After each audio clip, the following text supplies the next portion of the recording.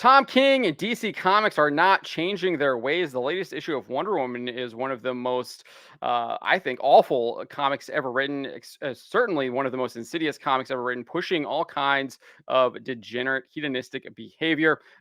We are going to be joined by John De La Rose, who has described this book as a full-on grooming psyop. I think it's that and more. So let's bring in John for this here. How's it going, John? Good to see you, John. What's going on? It's going good. It's going good, John. Not going so good for DC Comics. No, it is not. They continue to do this stuff. I know you mentioned in your video that people can find on your channel, John De La Rose, how DC has basically gayed up all of their superheroes. We've seen it with Tim Drake. We've seen it with Alan Scott Green Lantern. We've seen it with Superman.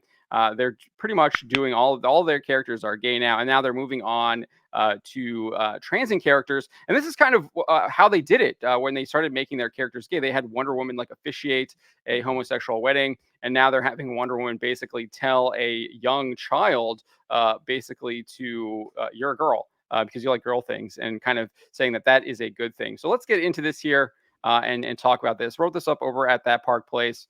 Tom King and DC's latest Wonder Woman issue decried as a full-on grooming psyop. That is indeed what you described it as. And so this, I really actually like this cover. This is classic Wonder Woman, Julian Totino. This is how they get you. They have like actually some nice covers. They get the covers. You were commenting. I had a J. Scott Campbell Amazing Spider-Man cover I bought the other day, and you're like, John, you know better. And sure enough, yes. The book inside was nothing like that. Yes.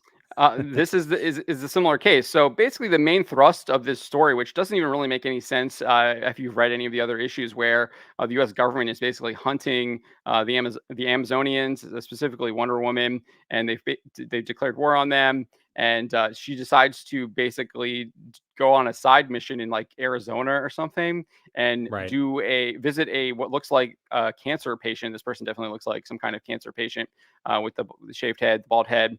And do basically a Make-A-Wish day with the kid, take him to the Mascara and just kind of enjoy the day with him. And it's just doesn't really make any sense given the fact that she's literally being hunted by the U.S. government. So we're already off to a bad start just from there. But and then just look at the proportions on the art on her too. Like her shoulders are so broad and big. It's like, she kind of looks like a transgender allegory herself. You'd say. Yeah. Yes, I think you can make that argument. But it gets worse. So they actually enjoy their day or whatever. And then the kid has this to say to Wonder Woman. So you can see, obviously, his Wonder Woman stuff all over his room and everything like that, right? But then he goes on and says, it's my dad and the other kids. I like this so much. And shouldn't I like Superman and Batman and, I don't know, baseball and like normal stuff for a boy?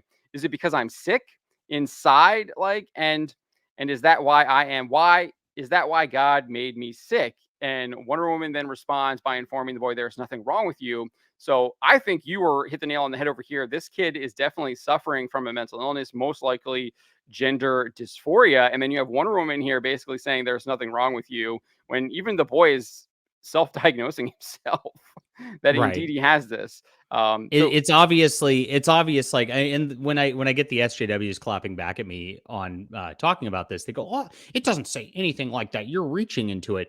You're really not." When a kid is positing, "Is this why God make me sick?" He's implying that there's a incredible sin, like an incredible weight on him, and it's not just like liking Wonder Woman instead of Batman. That's how Tom King's disguising it.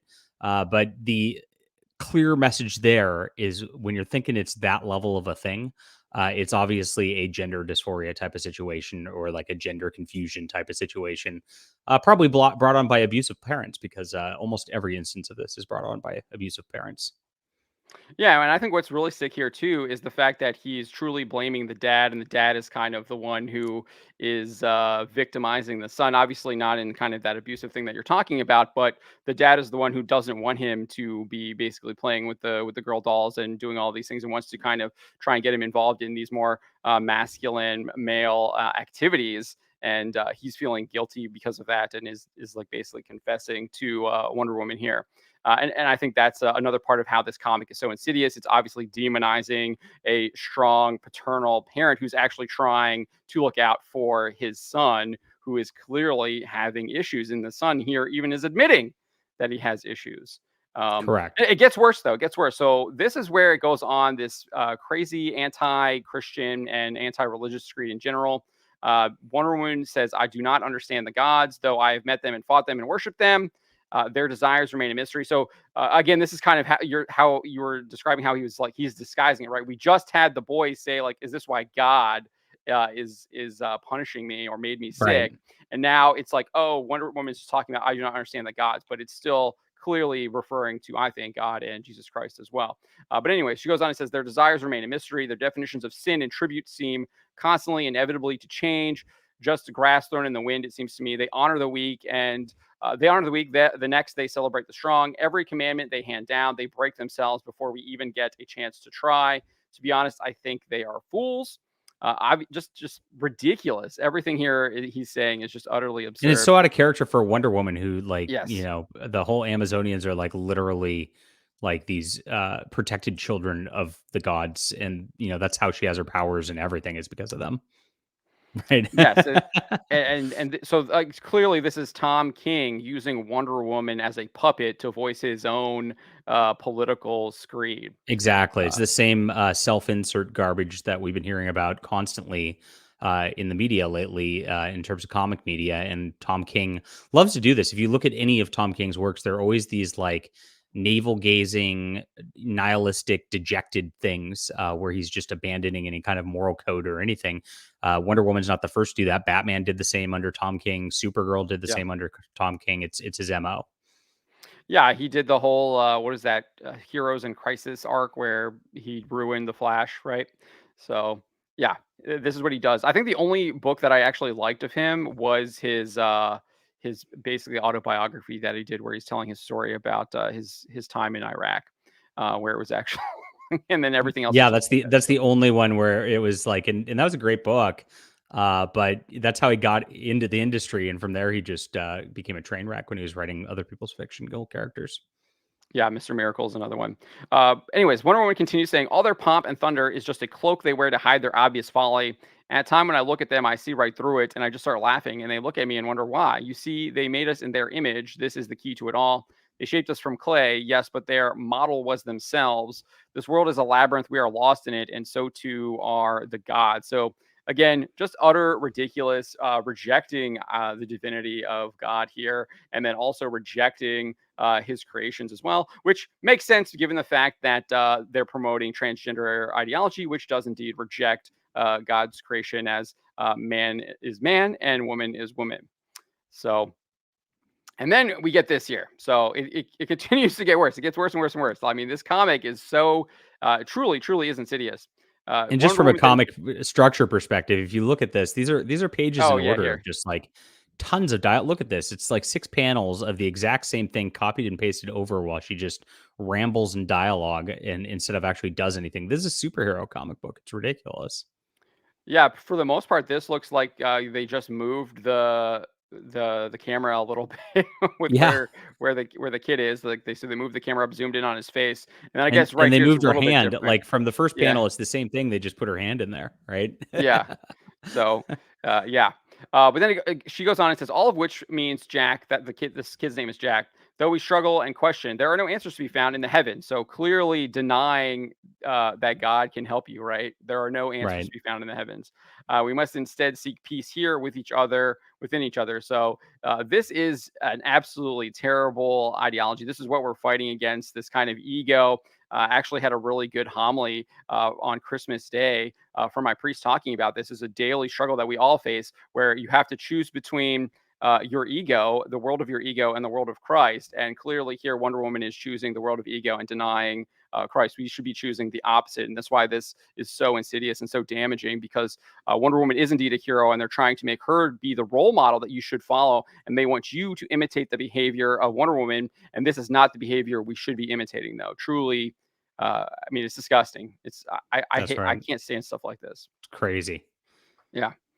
Wonder Woman continues saying, "Who you are, what defines? I have traveled far and wide." And then he just rambles here too. This is just I don't even know what he was trying to say here. "I have traveled far and wide. I have warred with the angels and supped with the devils. I have seen universes birthed into my hands, and men dying with my name fumbling from their lips. I have known cruelty and I have known love, and I choose love."